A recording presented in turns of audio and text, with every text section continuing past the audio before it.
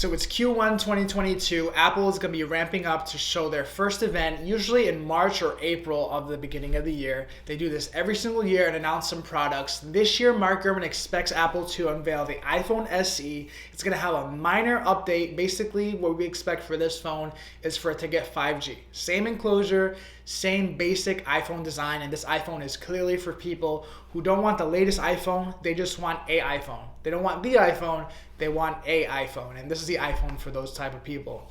We also expect to see Apple unveil a brand new 27-inch iMac. Will we see the iMac at their April event, or will we see the iMac at a later event?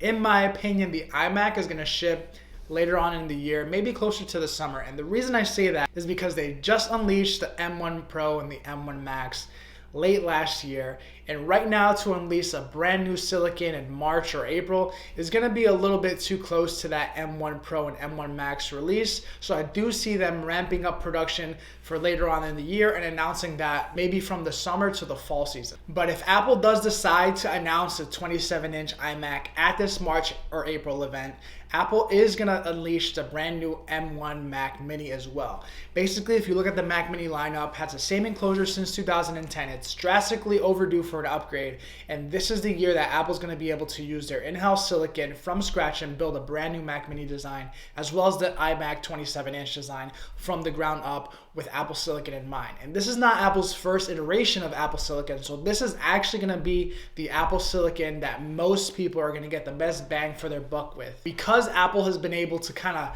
shake off some of the rust with the M1 and the M1 Pro / M1 Max chips, these new M2 Silicon Macs are going to be one of the best value Macs that you can actually buy aside from the MacBook Air. And going with the theme of their last few events, Apple is obviously going to make this a virtual event. And this is something that I see Apple bringing into the future even after this whole situation blows by, because Apple has full control over the editing. They can make these crazy super round shots and make it look really, really cool, and they can actually control and make sure there's no mistakes. So let me know in the comments what product you're most excited to see at this April event, and I'll see you guys in the next one. Peace.